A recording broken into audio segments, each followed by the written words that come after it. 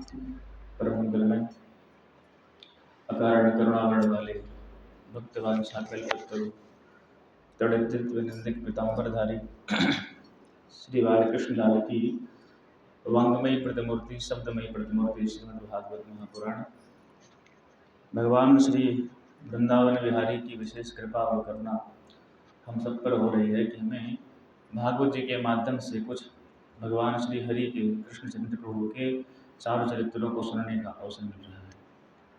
सुबह के सत्र में हम सब लोगों ने गोवर्धन नाथ की बड़ी सुंदर सी कथा सुनी। इंद्र ने पूरे ब्रजमंडल को तबाह करने के लिए मूसलाधार वर्षा करी, लेकिन भगवान की कृपा में छत्र छाया में पूरे ब्रजमंडल की रक्षा हो गई और ठाकुर जी ने गोवर्धन नाथ को उठा करके पूरे ब्रजमंडल की रक्षा कर दी। इंद्र जो है जब जान गए कि इस भगवान की लीला है, साक्षात ठाकुर जी की लीला है, हमने भगवान की परीक्षा ली, गलत किया, तब इंद्र आकर के भगवान के चरणों में गिरे हैं सुरभि गाय को लेकर के, और बड़ी सुंदर इंद्र ने स्तुति करी है भगवान की। कहते हैं प्रभु कि विशुद्ध सत्वम तव धाम शांतम तपोमयम् ध्वस्तरजस्तमस्तम् मायामयोऽयं गुणसम्प्रवाहो न विद्यते ते ग्रहणानुबन्धः। इंद्र कहते हैं कि हे रघुनाथ जी, हे गोपाल जी, आप विशुद्ध सत्वमय हैं। आपको सतरज तम ये तीन त्रिगुणात्मक जो गुण हैं, इन तीन त्रिगुणात्मक तीनों गुणों को लेकर के संसार की रचना आप करते हो, पर इन तीनों गुणों से आप निर्लिप्त हो। ये तीनों गुण आप में नहीं हैं, इसलिए आप विशुद्ध सत्वमय हैं। और प्रभु, हम जैसे पद के अभिमानियों को शिक्षा देने के लिए जो आप लीला करते हैं, बड़ी कृपा करते हैं प्रभु, क्योंकि प्रभु आप इस संसार के जगत गुरु हैं, आप इस संसार के कर्ता धर्ता हैं। विशुद्ध सत्वम तव धाम शांतम, और हे ठाकुर जी तपोमयम धुस्तरजस्तमस्कम, आपका जो विग्रह है वो तपोमय है। विग्रह अर्थात शरीर, आपका जो शरीर है वो तपोमय है। हम जितने संसार के प्राणी हैं भगवान, अपने कर्म के बंधन में फंस करके बार बार जन्मते और मरते हैं, पर हे प्रभु आपके ऊपर कर्म बंधन नहीं होता है।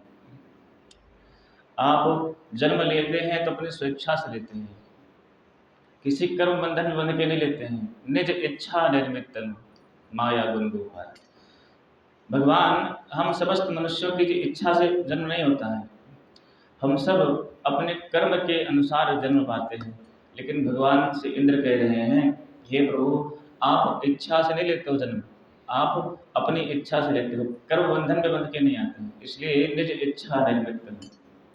पर प्रभु हम सारे जीव माया में फंसे हुए हैं, पर मायामयोऽयं गुण संप्रवाहो। आप में जो माया है ना, ये व्याप्ति नहीं है, क्योंकि माया तो आपकी दासी है, आपकी सेवक है। न विद्यते ते ग्रहणानुबंधः। हे ठाकुर जी हमें क्षमा करें, हमसे बहुत बड़ी गलती होगी, आपको हम पहचान नहीं पाए भगवान।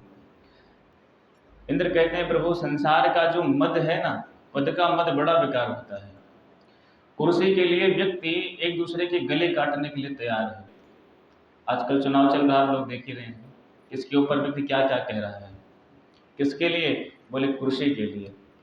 10 साल से विपक्ष में बैठे हुए हैं महाराज, सत्ता मिले कम से कम तब तो कुछ आनंद आवे। इसीलिए तो 36 पार्टियां जुटी हुई हैं कि कम से कम इस भारत का जो साम्राज्य है इसको लूटा जाए, जो बचा हुआ है इसको और भगाला जाए। तो काहे के लिए पर इकट्ठा भई हैं? इस संविधान बचाने के लिए थोड़ी इकट्ठा भई हैं, इनकी जेब खाली हो रही है इसलिए इकट्ठा भई हैं। जब मिलके लूटेंगे तब तो मिलके सब होंगे। वो एक बहुत पहले एक सीरियल था, अली बाबा 40 चोर। 40 चोर इकट्ठा हुए हैं, जिस दिन जीतेंगे उस दिन लूटना शुरू कर देंगे। तो कुर्सी का मद जो है बड़ा भयानक होता है महाराज। कुर्सी के पद के लिए व्यक्ति बड़े से बड़ा काम कर डालता है। और प्रभु हम इस स्वर्ग के राजा बन के इस कुर्सी पर बैठे रहे, और आपको पहचान नहीं पाए। क्यों? बोले क्योंकि स्वर्ग के राजा का जो अभिमान था, जो कुर्सी का जो मद था, वो मद हमारी बुद्धि पर चढ़ा था। मद समझते हैं? नशा। किसी व्यक्ति को शराब पिला दीजिए आप, उसको शराब पिलाओ आज, तो सुबह तक उसका नशा जो है उतर ही जाएगा। लेकिन किसी व्यक्ति को धन का नशा हो जाए, किसी को पद का नशा हो जाए, किसी को कुर्सी का नशा हो जाए, ये नशा जिंदगी भर नहीं उतरता महाराज। उतरता तभी है जब संत सदगुरु कृपा करते हैं, तभी उतर पाता है। और किसी पे धन का, किसी को पद का नशा चढ़ गया तो सोचता है कि हमारे पास तो धन है, ये है, इतना बड़ा पद है, हमें काहे की डर है, किसकी डर है? तो कहते हैं भाई पद का नशा बहुत भयानक होता है। लेकिन संत जन तो कहते हैं कि जाम पर जाम पीने से क्या फ़ायदा, रात को पी सुबह तक उतर जाएगी। तो क्या करें? बोले कृष्ण गाथा के 2 जाम पी ले जरा, उम्र सारी नशे में उतर जाएगी, गुजर जाएगी। एक बार भगवान के नाम का, भगवान की कथा का नशा जिसको लग गया, वो सर्वस्व छोड़ सकता है, पर भगवान की कथा नहीं छोड़ सकता। जिस समय परीक्षित जी को कथा सुनाने के लिए बैठे ना सुखदेव जी महाराज, तो कुछ लोग राजा के महल से आए, बोले महाराज पूरे राज्य में आग लग गई है और आपका महल भी जल रहा है, तो आप चलिए ना। उस सारी प्रजा त्राही त्राही कर रही है। तो जो लोग कथा सुन रहे थे, जिनका घर परिवार में आसक्ति थे, वो तो सब उठ उठ के भाग गए। सुखदेव जी ने कहा परीक्षित तुम्हारा घर जल रहा, तुम नहीं जा रहे हो? बोले महाराज अब काहे का जलना, काहे का बुझाना, सब कुछ तो छोड़ ही चुके हैं। जो आप ये अमृत पिला रहे हो, इससे बढ़ के सुंदर कोई अमृत नहीं है। आज छूटे चाहे 10 दिन बाद छूटे, छोड़ना तो है ही, नहीं छोड़ना है। तो यहाँ परमानेंट तो हम क्या है ना, जगत में कोई न परमानेंट, यहाँ कोई परमानेंट नहीं, सब छूटने वाला ही है। इसलिए हम सब कुछ छोड़ के ही बैठे हुए हैं। कल को जलना हो तो आज जल जाए, कोई फर्क नहीं पड़ता है। पर जो ये कथा अमृत मिल रहा है, यदि ये छूट गया तो सर्वस्व छूट जाएगा महाराज। इसलिए हिंद कहते हैं प्रभु ये पद का अभिमान बड़ा भयानक होता है। अच्छे अच्छे घर में, एक छोटी सी साधारण बात बताएं आपको, जब कोई नई नई बहू आती है घर में ना, और जरा सा पढ़ी लिखी हो जाए महाराज, उसकी चलने लग जाए घर में, तो माताएं कहती हैं कि लग रहा है कि हमारा पद जो है अब धीरे धीरे कम हो जाएगा इसके सामने। तो माताओं को उस बहू से ईर्ष्या होने लगती है कि अरे अभी हम सास हैं, हमारे सामने कैसे तेरी चलेगी, सब कुछ मैं ही हूँ, जब मैं चली जाऊँगी तब तेरी चलेगी। तो एक घर के छोटे से पद के लिए इतनी ईर्ष्या होती है कि कितने कितने कुचंत्र जो है माताएं या घर में भाई लोग चल डालते हैं। तो सोचो जो स्वर्ग के पद पर बैठा हुआ है, इंद्र कहते ठाकुर जी पद का अभिमान महाभयानक होता है। इस पद के अभिमान में आकर के हम आपको पहचान नहीं पाए, इसलिए हे केशव हमें क्षमा करे। भगवान ने कहा इंद्र कोई बात नहीं है, जिससे मैं अधिक प्रेम करता हूँ ना, उसी के अहंकार को छोड़ता हूँ, उसी के अहंकार को तोड़ता हूँ। तो मुझे बड़े प्रिय लगते हो, इसलिए जाओ प्रेम से राज्य करो और मेरा स्मरण करते रहना।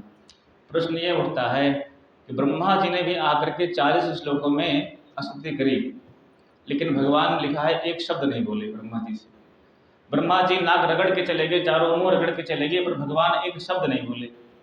और इंद्र ने भी अपराध किया ब्रजवासियों का ही, पर भगवान ने बड़े प्रेम से क्षमा कर दिया। बोली सरकार, भगवान ने कहा कोई बात नहीं इंद्र, जिससे हम प्रेम करते हैं उसी पर क्रोध करते हैं। तो भगवान का दोगला स्वभाव क्यों हुआ भाई? व्यवहार करना है तो दोनों के लिए एक समान व्यवहार करो, एक से बात की एक से बात ही नहीं की। तो बोले देखो भाई, ब्रह्मा जी ने, जितने बड़े पद पर बैठे हुए लोग हैं, जब वो अपराध करते हैं तो उनका अपराध भी बड़ा ही होता है, छोटा नहीं होता। और बड़े लोगों से जब अपराध बड़ा होता है तो उनका दंड भी बड़ा होता है, और छोटे लोगों को जब अपराध होता है तो छोटी सजा मिल जाती है, छोड़ देते हैं, ठीक कोई बात नहीं, गलती होगी दोबारा मत करना। ब्रह्मा जी विधाता हैं, संसार को बनाने वाले हैं, इसलिए ब्रह्मा जी से कितनी बड़ी गलती भाई। बोले ब्रह्मा जी के अपराध में और इंद्र के अपराध में सूक्ष्म अंतर है। क्या अंतर है, सूक्ष्म है? बोले 1 साल तक ब्रह्मा जी ने भगवान के बछड़ों को, भगवान के ग्वाल वालों को भगवान से अलग रखा। 1 साल तक भगवान स्वयं बछड़े बन करके, ग्वाल बन के पूरे ब्रज में घूमते रहे। और इंद्र के अपराध में क्या अंतर था? बोले इंद्र के अपराध में ये अंतर था कि भले ही कुछ भी इंद्र ने पानी बरसाया, पानी बरसाने के ही बहाने सही, तो 84 कोश के ब्रजमंडल में जितने ब्रजवासी थे जिन जिन लोगों ने भगवान के बारे में सुन रखा था, कभी देखा नहीं था, जब भगवान इंद्र ने पानी बरसाया, भगवान ने गोवर्धन उठाया, तो जितने ब्रजवासी से सब उस गोवर्धन न्यास के नीचे आ गए। तो जिनको भगवान के दर्शन का सौभाग्य नहीं मिलता था, आज इंद्र की इच्छा से, इंद्र की कृपा से, उसकी गलती से उन सारे ब्रजवासियों को भगवान के दर्शन का सुख मिल गया। इसलिए भगवान की दृष्टि में इंद्र का जो अपराध है वो छोटा है। भगवान कहते हैं कि जो व्यक्ति मेरे भक्तों को मुझसे दूर करता है वो हमारा कितना भी हितैषी सही, और सबसे बड़ा दुश्मन हमारा है। और जो व्यक्ति अपराध करके भी हमारे भक्तों को हमारे पास भेज दे तो कितना बड़ा अपराधी सही, वो सबसे प्रिय है, उसके अपराध पर मैं ध्यान देता नहीं हूँ। इसलिए भगवान ने इंद्र को क्षमा कर दिया है, और इंद्र ने सुरभि गाय के संग में आज भगवान का सुरभि गाय के दूध से अभिषेक किया है, और भगवान का नाम रखा है गोविंद। कि अहम इंद्रो हि देवानां तुम गवाम इंद्रतां गतः गोविंद इति लोके त्वां दर्शन्ति भूय भूय मानवाः। आज माता गौ मैया ने गोपाल का नाम रखा है गोविंद। बोलो गोविंद भगवान की जय। प्रभु की बड़ी सुंदर लीला भैया थोड़ा 2 मिनट में इस गोवर्धन लीला का अध्यात्म समझ लें। गोवर्धन क्या है? भगवान ने 7 दिन तक गोवर्धन उठा करके रखा। गो माने इंद्रियां। इंद्रियों का जो वर्धन है, जब हमारी इंद्रियां संसार के विषयों में निर्लिप्त हो जाती हैं, विषयों को भोगने लग जाती हैं, तब तो भगवान इस गोवर्धन को, गोवर्धन अर्थात शरीर रूपी गोवर्धन को, अर्थात इंद्रिय समूह को लेकर के भगवान ही उठाते हैं और सही मार्ग पर ले जाकर के दिखाते हैं। जब हमारा जितनी इंद्रियां हैं, इस शरीर को, इस संसार को किसने उठाया है? भगवान ही उठा के चल रहे हैं। यदि शरीर से परमात्मा निकल जावे तो कुछ भी चलने वाला नहीं है, न कोई यहाँ बैठ के सुनने वाला है, न कोई यहाँ बैठ के कहने वाला है। तो ये शरीर रूपी गोवर्धन को धारण करने वाले कौन है? ठाकुर जी ही धारण करते हैं। बिना उनकी कृपा के ये शरीर रूपी गोवर्धन धारण हो नहीं सकता है। और वर्धन क्या है? बोले वर्धन अर्थात संसार के विषयों से हटा करके भगवान अपने श्री चरण कमलों में लगा लेते हैं। यही गोवर्धन का वास्तविक अर्थ है। संत जन तो बहुत सारे भाव बताते हैं, लेकिन बस संक्षिप्त में ही सुनकर आगे बढ़ते हैं। बोलिए भक्त वत्सल भगवान के।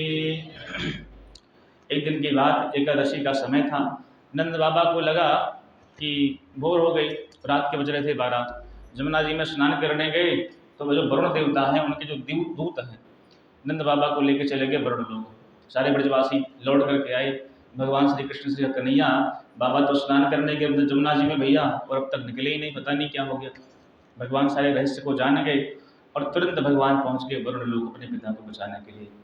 वरुण देवता ने देखा ठाकुर जी साक्षात नारायण हमारे आज लोक में आ रहे हैं, तो बड़ी प्रसन्नता से भगवान के चरणों की वंदना करी है वरुण ने कि अद्य में निभतो देहो दैवार्थोऽधिकतः प्रभो तत्पाद भाजो भगवान वापु परमात्मनः।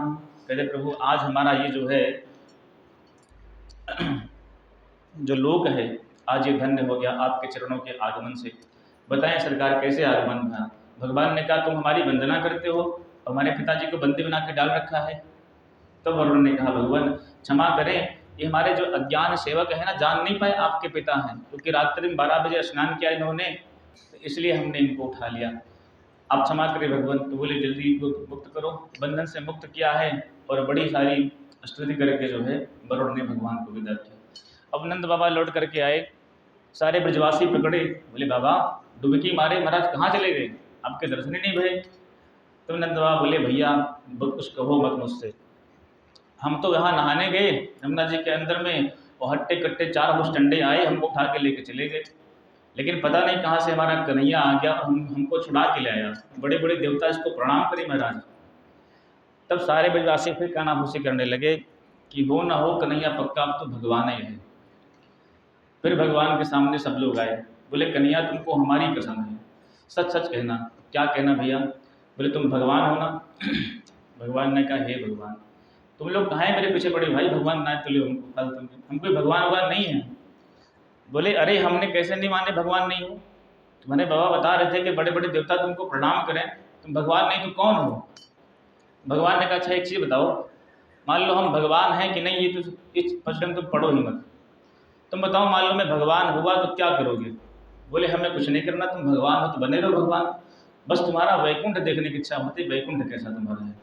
भगवान ने कहा तो तुम इस चक्कर में मत पड़ो, मैं भगवान हूँ कि नहीं हूँ, मैं तुमको वैकुंठ अपना दिखाऊंगा। बोले ठीक है। भगवान ब्रह्मकुंड पर लेकर के आए हैं, सारे ब्रजवासियों से कहा कि जिसको वैकुंठ जाना है सब इस ब्रह्मकुंड में कूद जाओ। अब सब लोग एक दूसरे का मुंह देखने लगे, भाई ये कौन से वैकुंठ लेके जाएंगे। कह रहे हैं कि इस नदी में कूद पड़ो। पता लगे हम कूदे नदी में पहुंचे कहीं और। बोले जिसको देखना है वैकुंठ सब लोग उसे कूदो बधूंगा हम। पर बोले भैया सब देखने लगे एक दूसरे के मुँह। तो भगवान ने कहा क्या देखते हो? बोले कन्हैया बता दी हम पहुँच तो जाएंगे वैकुंठ ना। बोले भरोसा नहीं है, अकेले थोड़े जाओगे, हम भी तुम्हारे साथ चल रहे हैं ना। तब ब्रजवासियों ने कहा कि लाला जब तुम भी साथ चल रहे हो तो जहाँ कहोगे वहाँ चलेंगे। सब लोग धमाधम महाराज कूदते चले गए, कूदे ब्रह्मकुंड में, निकले वैकुंठ में। वैकुंठ में गए, देखा तो क्या देखते हैं, सबके चार चार हाथ, चार चार भुजा, सबकी सबके हाथ में शंख चक्र गदा पद्म। जितने वहाँ पर पार्षद भगवान के सब चार चार हाथ वाले। और नंद बाबा सारे ब्रजवासियों ने देखा कि भैया वाह, बड़े ठाठ है वैकुंठ के, तो इतना सुंदर वैकुंठ है। सब लोग सोच रहे हैं कि ये बताओ हमारा कन्हैया कहाँ है यहाँ पे, क्योंकि उसी से मिलने आए हैं, तो ज़रा उससे मिला जाए कि है कहाँ वो। तो एक जो है भगवान के पार्षद से कहा भैया राम राम। बोले चुप, बोला नहीं। बोले क्या बात है, बोला नहीं। बोले बिल्कुल बात मत करना। सब लोग चुप हो गए। अब सोच रहे हैं कि भाई वैकुंठ है तो बड़ा जोरदार, इसमें कोई कमी नहीं है, लेकिन कोई किसी से रामे राम नहीं करता है। फिर बोले अच्छा ये देखो वैकुंठ में तो भगवान कहाँ है, हमारा कन्हैया कहाँ है। सब लोगों ने देखा तो क्या देखते हैं कि 1000 फन वाले शेषनाग जी के ऊपर जो है भगवान श्री कृष्ण चतुर्भुज नारायण के रूप में लेटे हुए हैं। तो लक्ष्मी नारायण भगवान की, और बड़े बड़े देवता ब्रह्मा शंकर इंद्र सूरज चंद्र सब लोग भगवान की स्तुति करने के लिए लाइन लगा के खड़े हुए हैं। जब सब लोगों ने देखा कि सबकी आंखें फटी की फटी रह गई, हे भगवान, वही हम कहें जिस व्यक्ति 1000 फन के नाग के ऊपर शयन कर सकता है, उसके लिए 101 फन वाले कालिया नाग को नाचना कौन सी बड़ी बात थी। जब भगवान से मिलने जाने लगे तो दरबारों ने रोक दिया, किसी व्यक्ति का अंदर प्रवेश वर्जित है, दूर से दर्शन करो, अंदर नहीं जा सकते। सब लोग बोले चलो ठीक है, वहीं से प्रणाम करके चले आए। अब सब लोग थोड़ा भगवान के ऐश्वर्य को देख करके घबरा गए थोड़ा, क्योंकि कभी देखा था नहीं ब्रजवासियों ने इतना ऐश्वर्य भगवान का, इतने ठाट बाट ठाकुर जी के। तो घबरा गए, तो आंख बंद के प्रार्थना करने लगे, कन्हैया हमने तेरा वैकुंठ देख लिया भैया, अब हमें हमारे वृंदावन बुला लो। जब आंख बंद करके प्रार्थना करी, आंख खोली तो सीधे जो है उस ब्रह्मकुंड से सब निकल निकल करके खड़े हुए आकर के बाहर। भगवान कदम वृक्ष के नीचे बैठ के मंदम मंदम बंसी बजा रहे हैं ठाकुर जी। और जब देखा तो सब लोग आकर के भगवान के चरणों में गिर पड़े। भगवान ने क्यों भाई देखा वैकुंठ? बोले महाराज वैकुंठ तो बड़ा जोरदार तुम्हारा, उसमें कोई कमी नहीं है वैकुंठ में। अच्छा तो हर चीज़ बढ़िया है? बोले बढ़िया ठाठ हैं। बताओ 1000 फन वाले नागर के ऊपर तुम शयन कर रहे थे, सारे देवता तुम्हारी प्रार्थना कर रहे थे, तुम्हारे वैकुंठ तो बड़ा सुंदर है भैया, मानना पड़ेगा। फिर एक ही कमी है, क्या? बोले वहाँ कोई किसी से राम ही राम नहीं करता है। हमने एक से राम राम करे, उसने कहा चुप, बोला नहीं। बोले अच्छा और बताओ। बोले कन्हैया एक कमी और है। क्या कमी है भाई? बोले जो हमारे वृंदावन में आप हो और जो वैकुंठ में आप हो, उनमें और इनमें बड़ा अंतर है। क्या अंतर है? बोले जो वैकुंठ के ठाकुर हैं उनके पास तो ना हम जा सकते हैं, ना मिल सकते हैं, ना बोल सकते हैं, ना खेल सकते हैं, ना खा सकते हैं। लेकिन जो हमारे वृंदावन के ठाकुर हो, जो वृंदावन के कन्हैया हैं, तुम्हारे साथ हम देखो खेल सकते हैं, हम कूद सकते हैं, हम तुम्हारे साथ कबड्डी खेल सकते हैं, तुम्हारे साथ गैया चला सकते हैं। सब कुछ करने के लिए तुम यहाँ सुलभ हो, पर वहाँ सुलभ नहीं हो। कितनी सुविधा वहाँ पर हो, पर जितनी सुविधा जितना प्रेम यहाँ पर है वो वहाँ पे नहीं है। तो भगवान ने कहा तो बोले भैया कितना सुंदर वैकुंठ होए, पर हमारे लिए तुम्हारे वृंदावन ही सबसे बढ़िया वैकुंठ है कि जहाँ अपने कन्हैया से हम मिल सकते हैं, बतिया सकते हैं, जिसके लिए कोई प्रोटोकॉल नहीं लगता है। अब मान लीजिए जज साहब से आपको मिलना है, तो ऑफिस में जाओगे तो आपको जो है परमिशन लेना पड़ेगा ना, जो उनके दरबार होते हैं उनसे आपको परमिशन लेना पड़ेगा। यहाँ भाई आपको जो है इतने बजे का टाइम जज साहब ने दिया है, आप इतने बजे मिलने आना। बोले ठीक है। अब टाइम निकल गया तो बोले ऐसा है कि जज साहब तो निकल गए, तुम टाइम पे आ ही नहीं पाए, तो क्या करें? बोले घर चले जाओ, फला जो बाज़ार है उसके इस नंबर वाली गली में मकान है उनका। ठीक है, पूछते पूछते पहुँच गए जज साहब के घर पे सुबह सुबह एकदम। अब क्या देख रहे हैं कि जज साहब घोड़ा बने अपने नाती के साथ खेल रहे हैं।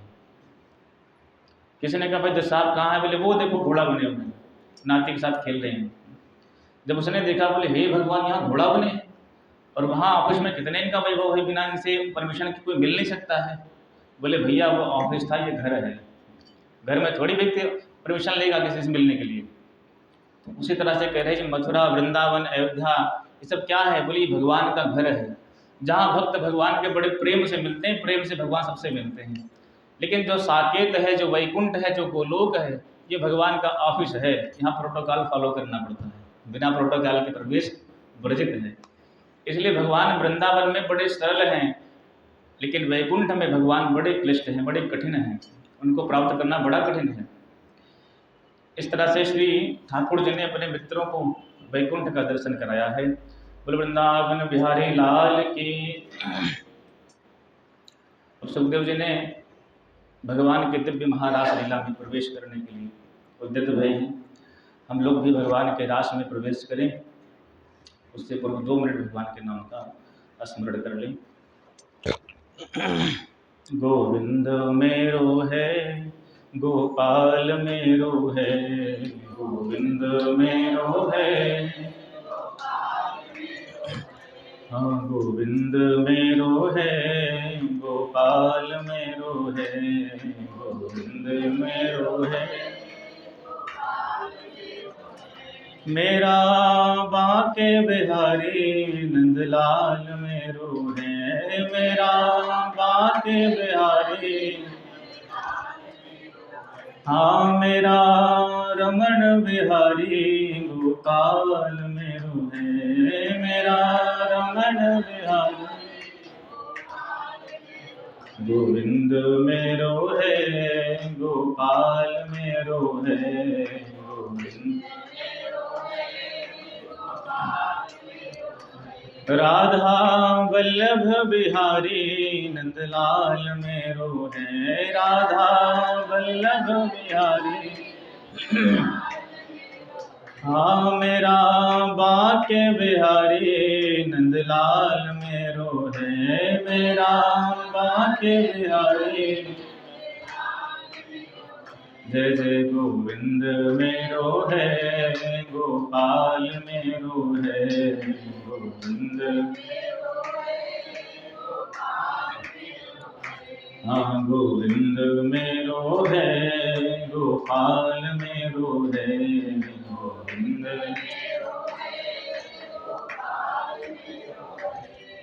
बोले वृंदावन बिहारी लाल की जय। सुखदेव जी कहते हैं कि भगवान पिता रात्रि शरदोत्फुल्ल मल्लिका भिक्षरन्तुं मनश्चक्रे योग माया मुपाश्रितः। बड़े सुंदर शब्द का प्रयोग सुखदेव जी महाराज कह रहे हैं। ये महारास लीला किसकी लीला है? बोले भगवान पिता रात्रि। ये नहीं कहा कि कृष्ण पिता रात्रि, स्पष्ट रूप से कह रहे हैं सुखदेव जी महाराज कि भगवान पिता रात्रि की लीला किसकी है? बोले मनुष्य की लीला नहीं है, किसी देवता की लीला नहीं है, किसकी लीला है? बोले भगवान की लीला है।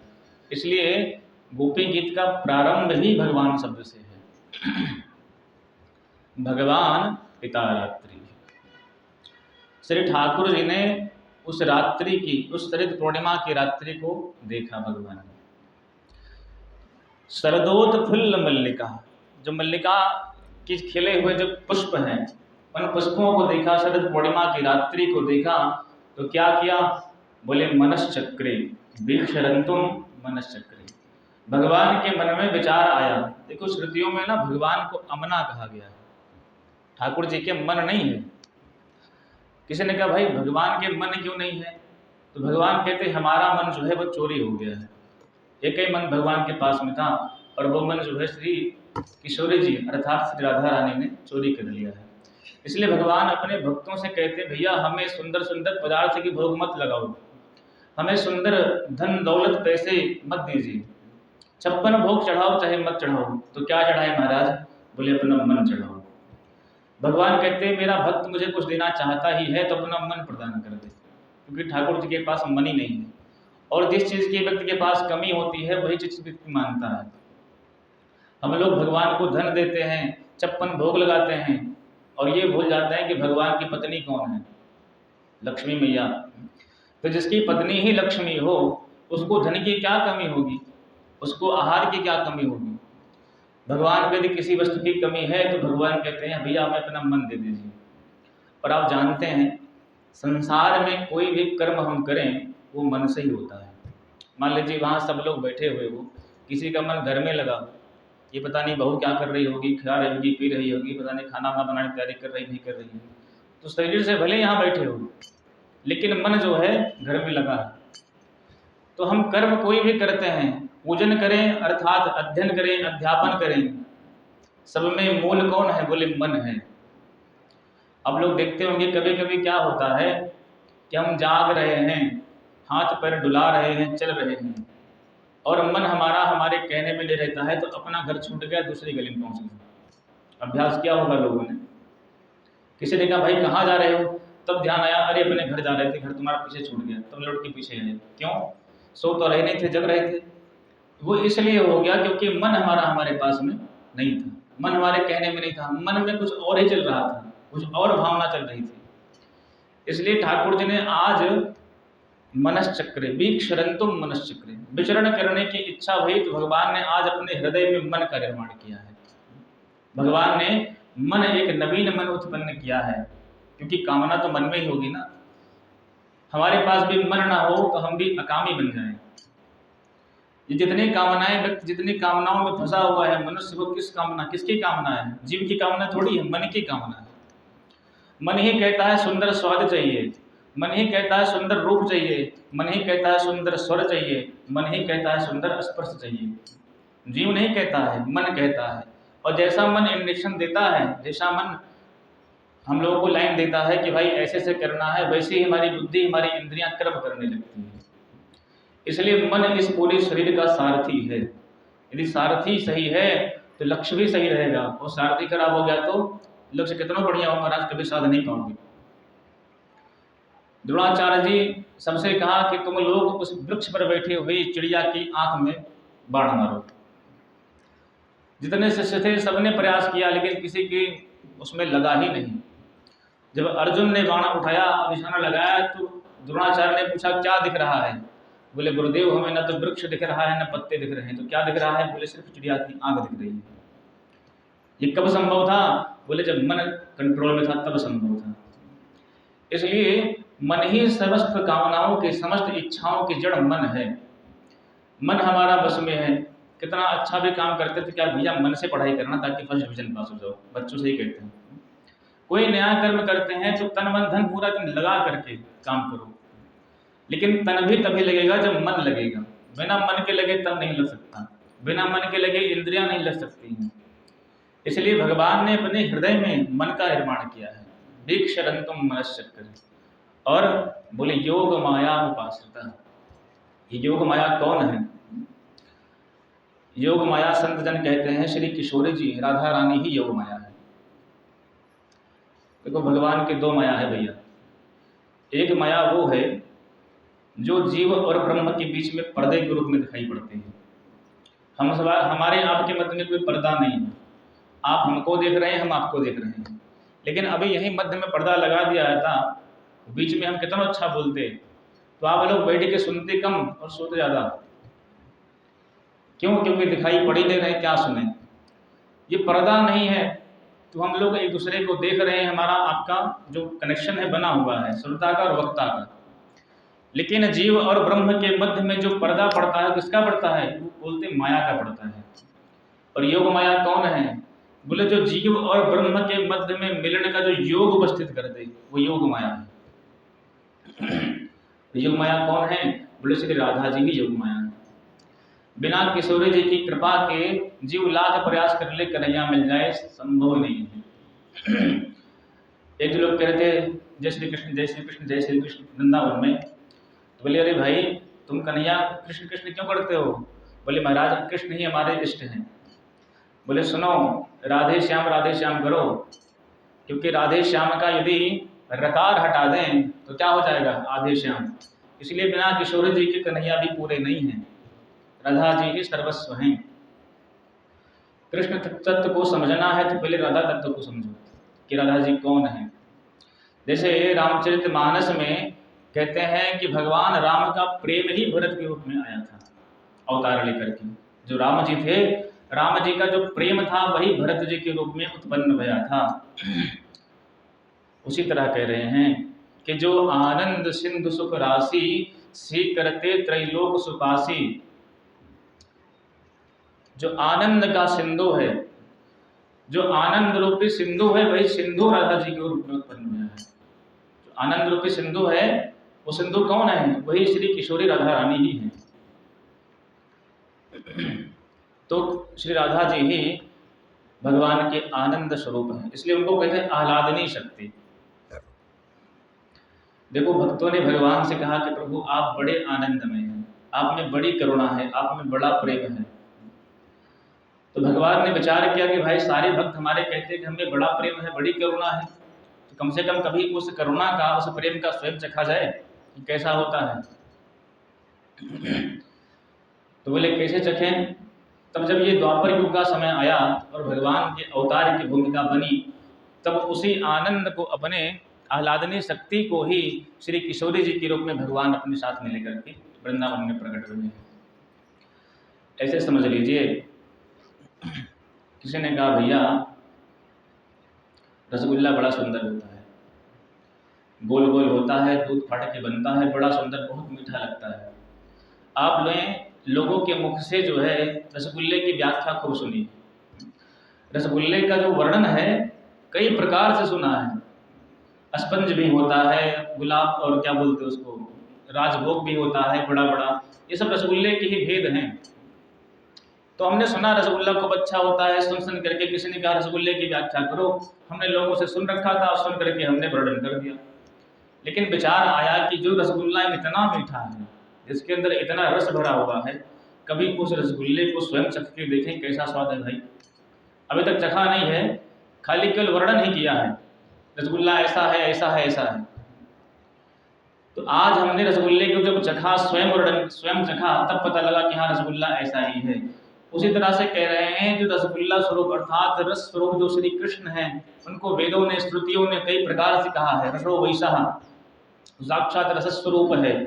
लेकिन जब वो रस स्वरूप परमात्मा है, तो उस परमात्मा के मन में विचार आया कि भाई जब मैं रस स्वरूप हूँ तो इस रस का अनुभव मुझे स्वयं करना चाहिए कि ये रस कैसा है। तो भगवान श्री कृष्ण ने उस वृंदावन में अपनी आह्लादनी शक्ति श्री किशोरी जी को प्रकट किया है। बोले राधा रानी की जय। बिना उनकी कृपा के ना तो हम भगवान तक पहुंच सकते हैं, ना भगवान हम तक पहुंच सकते हैं। दोनों के मूल में श्री किशोरी जी हैं। योग जब तक उपस्थित नहीं होता है तब तक मिलन नहीं होता है। किसी व्यक्ति का जब विवाह होता है, मतलब बात चलती शादी की, तो पहले विवाह में अगुआ होते थे शादी में, आप लोग जानते होंगे। जब जाते थे अगुआ तो शादी करते थे, तो दोनों के योग को उपस्थित करने का काम कौन करते थे? अगुवा ही तो करते थे। इधर की बात उधर करें, उधर की बात इधर करें, लेन देन तक की बात जो है अगुवा ही सेट करते थे। भाई लड़का वाले इतना मांगे, लड़की वाले इतना देंगे, अगर आप कहो तो बात डन करते हैं। तब कहीं जाकर के बात डन होती थी, और तब वो पति और पत्नी के जो योग का समय होता था उस अगुआ की कृपा से उपस्थित होता था। तो मानो जीव और ब्रह्म के मध्य में राधा रानी अगुआ हैं, ऐसे समझ लीजिए सरल भाषा में। जब तक इनकी कृपा ना हो तब तक हम लाख वक्ता बने बोलते रहें, जब तक हम लाख कुछ कहते रहें, हम लाख कृष्ण कृष्ण करते रहें, लाख कथा सुनते रहें, लेकिन जब किशोरी जी की कृपा होती है तभी यह जीव उस परमपिता परमात्मा से मिल पाता है। सरलीकरण भाषा में समझ लीजिए। तो भगवान के मन में विचार आया कि आज उस शरद पूर्णिमा की रात्रि को देखा है, तो चलो जिन गोपियों को हमने चिरहरण लीला के समय, आपने सुबह सत्र में सुना, भगवान ने वरदान दिया ना कि जो है शरद पूर्णिमा की रात्रि के दिन आपके मनोरथ को हम पूर्ण करेंगे। आज वो शरद पूर्णिमा की रात्रि आई है और भगवान ने उन समस्त गोपियों को स्मरण किया है। देखो भगवान की जो बंसी है ना, वृंदावन में 2 बार बजी है। एक तो कल आपने सुना था, कल की परसों आपने सुना, निशम में गीतम तद अनंग वर्धनम, भगवान की बंसी बजी तो इत बेणु रवम राजन सर्वभूत मनोहरम, ऐसी बंसी बजी कि संसार के समस्त चराचर जगत को मोहित करने वाली वो बंसी बजी थी, सबको सुनाई पड़ी। लेकिन आज जो बंसी बज रही है ये उन्हीं को सुनाई पड़ रही है जिनको भगवान ने चिरहरण के समय आश्वासन दिया था कि मैं तुम्हारे मनोरथ को पूर्ण करूंगा। और बड़ी सुंदर बंसी बजी भगवान की कि निशम्य गीतम तदनंग वरधनम ब्रजस्त्रियः कृष्ण गृहीत मानसा आजगमुरन्योन्यमलक्ष्यतोद्यमान् सयत्र कांतो जवलोलकुंडला निशम्य गीतम तद अनंग वर्धनम। भगवान की बंसी इतनी सुंदर बजी है कि उस बंसी को जिसने सुना उसके मन में काम उत्पन्न हो गया। अनंग बोलते हैं काम को, अनंग जो शब्द है वो काम को बोलते हैं। अब आपके मन में विचार आएगा कि भाई जिस बंसी को सुन के गोपियों के मन में काम उत्पन्न हो गया तो ये क्या साधारण रास था, स्त्री पुरुष के समान रास था? कि काम तो संसारियों के मध्य में उत्पन्न होता है। भगवान जब अकामी है तो उनके मन में उनकी बंसी सुन के गोपियों के मन में जब काम उत्पन्न भया तो जाहिर सी बात है कि स्त्री पुरुष के समान जिससे कम काम होता है उसी तरीके का काम उत्पन्न भया। बोले नहीं, दो तरह की कामनाएं हैं, एक लौकिक जगत की कामना है और एक पारलौकिक जगत की कामना है। साधारण जगत के स्त्री पुरुष एक दूसरे से प्रेम करते हैं तो उनके मन में जो मिलन की कामना होती है उसमें काम समाहित है। संसार के लौकिक जगत का जो काम है वो समाहित है। लेकिन ये कामना कैसी कामना है? बोले ये समस्त कामनाओं में श्रेष्ठ कामना है कि एक बार हृदय में कृष्ण से मिलने की कामना उत्पन्न हो जाए। नाम तो काम ही है, काम ही नाम दिया है, पर उसका रूप बदल गया है। जैसे काम क्रोध लोभ मोह ईर्ष्या द्वेष छल कपट इत्यादि जो गुण हैं, ये दुर्गुण तो हैं। जो दुर्गुण हैं संसार के प्रति होते हैं तो ये हमें बांध देते हैं, लेकिन यही गुण यही दुर्गुण जब भगवान के प्रति होते हैं तब ये हमें मुक्त कर देते हैं। तो गोपियों ने भगवान को काम से भजा, संतों ने गोपियों की भक्ति को गोपियों के प्रेम को काम की उपमा दी है। गोप्या कामाद भयात कंसात, आपने सुना था। तो गोपियों ने काम से भजा, काम अर्थात प्रेम से, भगवान को भक्ति से भजा। तो इन गोपियों के मन में भगवान से मिलन की कामना उत्पन्न भई, ना कि स्त्री पुरुष की तरह जो एक कामना होती है वैसी कामना नहीं उत्पन्न हुई। तो भगवान के बंसी को सुन के समस्त गोपियों के हृदय में काम उत्पन्न हो गया, अर्थात परमात्मा से मिलने की कामना उत्पन्न हो गई। और सब गोपियां भगवान की उस बंसी को सुन करके भागी हैं। जो जिस अवस्था में थी उसी अवस्था में चल पड़ी महाराज। एक गोपी जो है गाय का दोहन कर रही थी, संध्या वेला था, भगवान की बंसी पड़ी तो दोहनी वहीं पर फेंक करके तुरंत भगवान के पास भाग चली। एक गोपी जो है घर में जो है भोजन बना रही थी महाराज, और भगवान की बंसी पड़ी तो भोजन को छोड़ करके भगवान के पास भागी। एक गोपी अपने ससुर जी को जो है भोजन परोस रही थी। ससुर जी ने कहा, बहू गाय को भी भूसा डालना है तो पहले मुझे भोजन दे दो तब डालना गाय को भूसा। स्थिति क्या हो गई, जो वस्तु गाय को देनी थी वो दे दे ससुर जी को, और जो ससुर जी को देनी थी वो दे दी गाय को। भूसा डाल दी ससुर जी के पास में, आप खाओ, और जो भोजन होता है दे दी गाय को। अर्थात जो क्रिया थी बिल्कुल अलग हो गई। एक गोपी बैठ करके अपने घर में लीपा पोती कर रही थी। लीपा पोती समझ रहे हैं? माताएं ब्यूटी पार्लर जाती हैं और जाएंगी तो बड़ा सुंदर श्रृंगार करके खूब बढ़िया से आती हैं।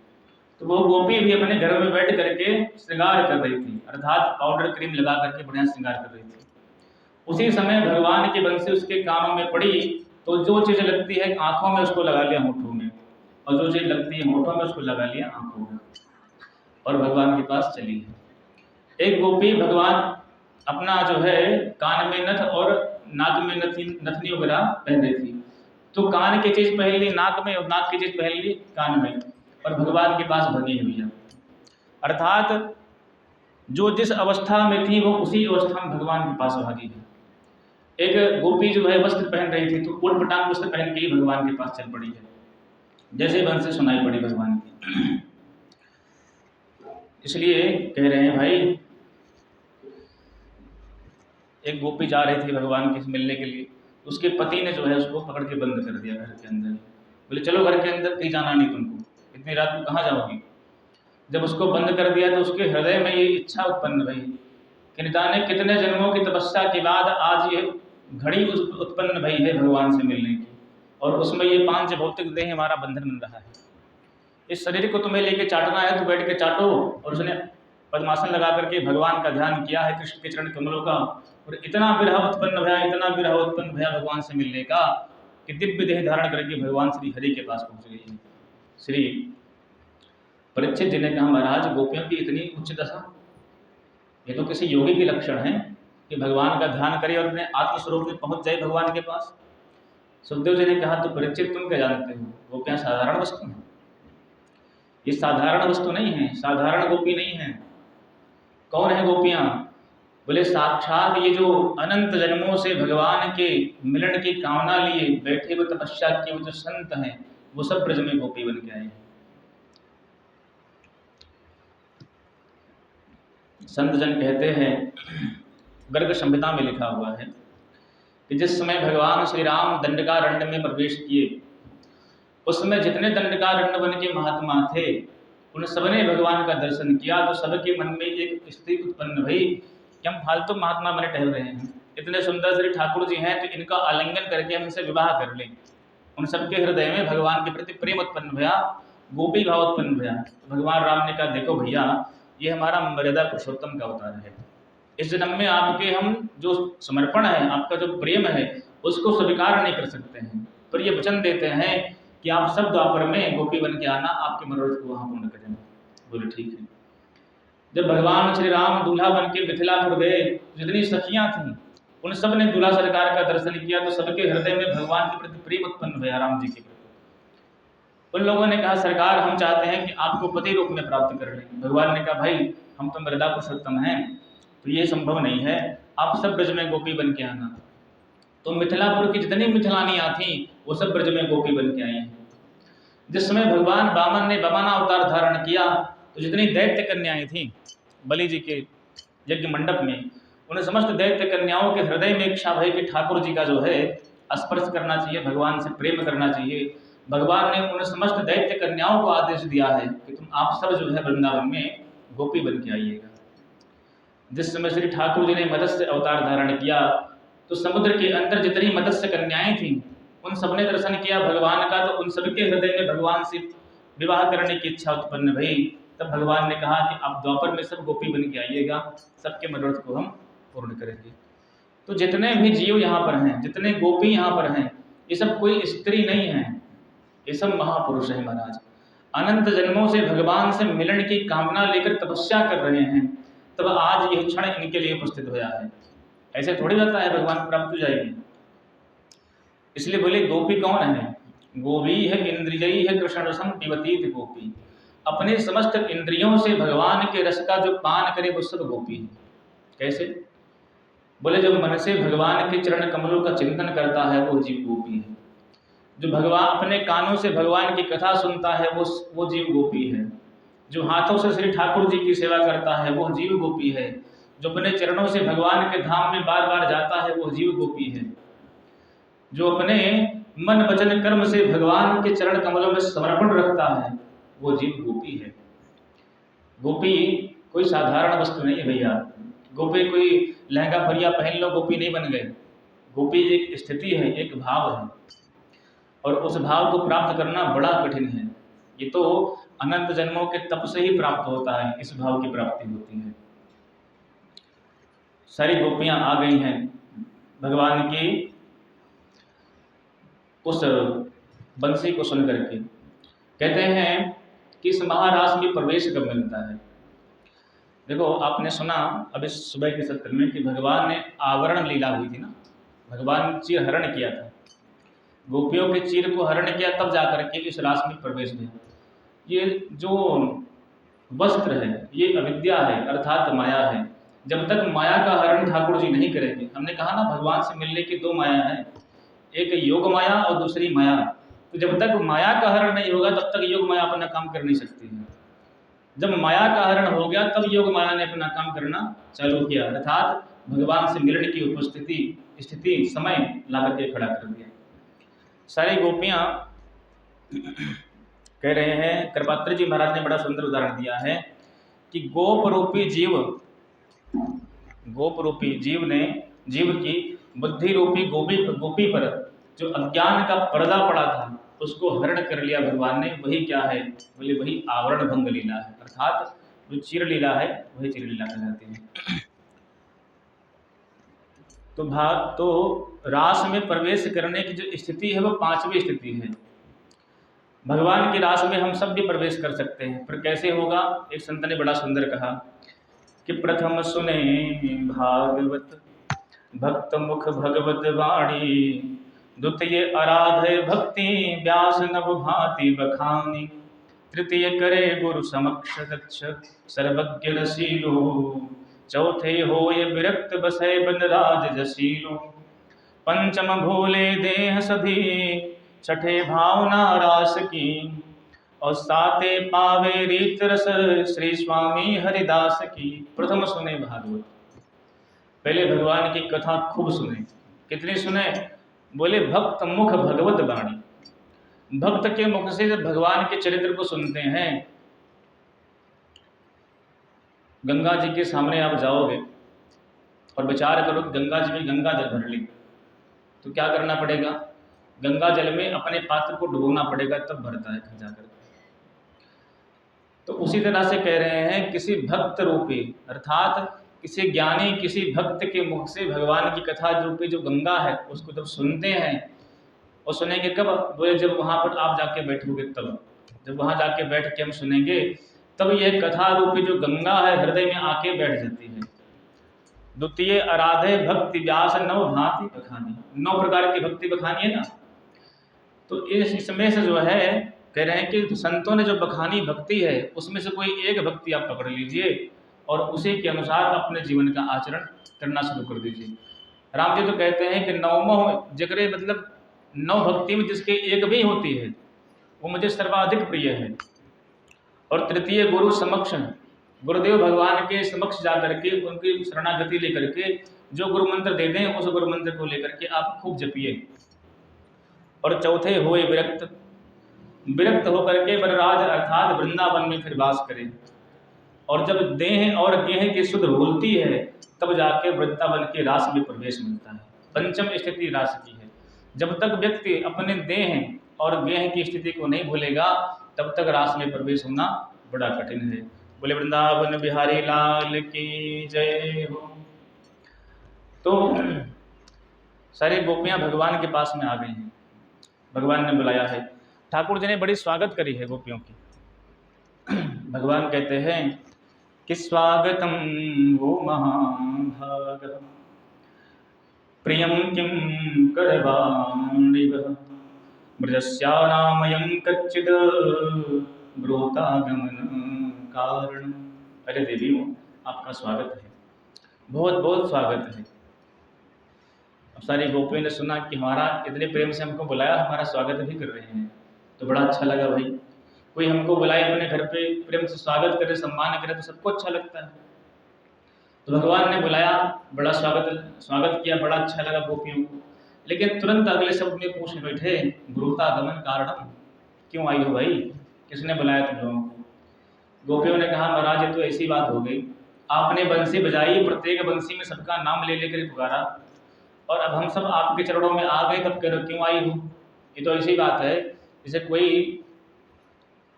सेठ जी किसी ब्राह्मण को अपने घर पर निमंत्रण दे, पंडित जी कल आपका हमारे घर पर निमंत्रण है।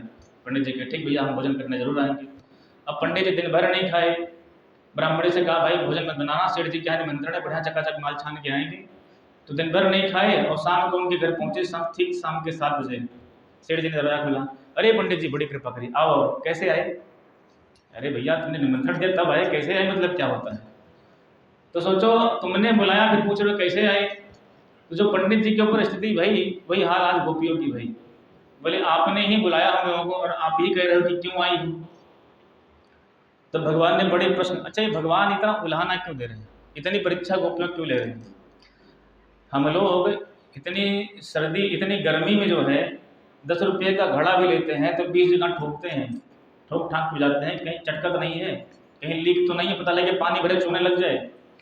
10 रुपये के घड़े को जब तक हम भरोसा नहीं कर लेते हैं कि पूरा पक्का है, तब तक खरीदते नहीं हैं। जो दिव्याद दिव्य महाराज में प्रवेश कराने वाले हैं, जो रस स्वरूप भगवान श्री कृष्ण का रस पिलाने वाले हैं, अपने आनंद का रस पिलाने वाले हैं उन गोपियों को, उन जीवों को, तो क्या भगवान इतनी भी परीक्षा नहीं ले सकते हैं कि कहीं तनिक इनके मन के अंदर संसार की वासना, संसारिक कामना चिपकी तो नहीं है?